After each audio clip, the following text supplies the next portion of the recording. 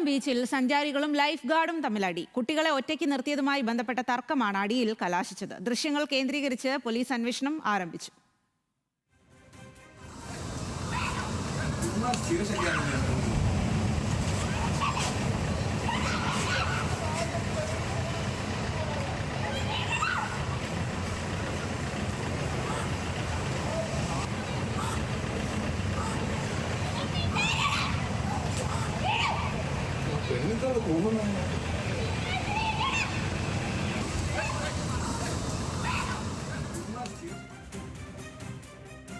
ഷമീർ അബ്ദുൾ വിവരങ്ങളുമായി ചേരുകയാണ്. ഷമീർ, എന്താണ് ഇതിനൊരു പ്രകോപനം?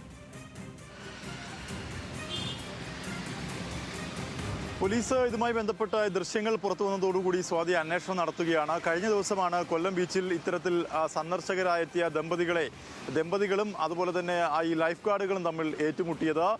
അതായത് ഇവർക്കൊപ്പം, ഈ ദമ്പതികളായി വന്നവർക്കൊപ്പം യുവാക്കൾക്കൊപ്പം കുട്ടികളുണ്ടായിരുന്നു. ആ കുട്ടികളെ ഒരു ഭാഗത്ത് ഒറ്റയ്ക്ക് നിർത്തിയ ശേഷം ഈ ദമ്പതികൾ മറ്റേതോ ഭാഗത്തേക്ക് പോയി. കുട്ടികൾ കരഞ്ഞതോടുകൂടി ലൈഫ് ഗാർഡുകളാണ് അവിടെ തിരച്ചിൽ നടത്തിയത്. ഇതിനുശേഷം ഇവർ നിന്ന ഭാഗത്തേക്ക് കുട്ടികളെ കൊണ്ടാക്കുകയും ചെയ്തു. പക്ഷേ ഇത് ചോദ്യം ചെയ്തതുമായി ബന്ധപ്പെട്ട് ഇരുഭാഗം തമ്മിൽ തർക്കമുണ്ടായി.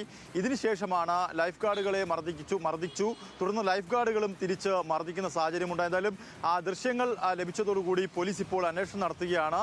എന്തായാലും ലൈഫ് ഗാർഡുകളിൽ നിന്നും കൊല്ലം ഈസ്റ്റ് പോലീസ് പ്രാഥമിക വിവരങ്ങൾ തേടിയിട്ടുണ്ട്.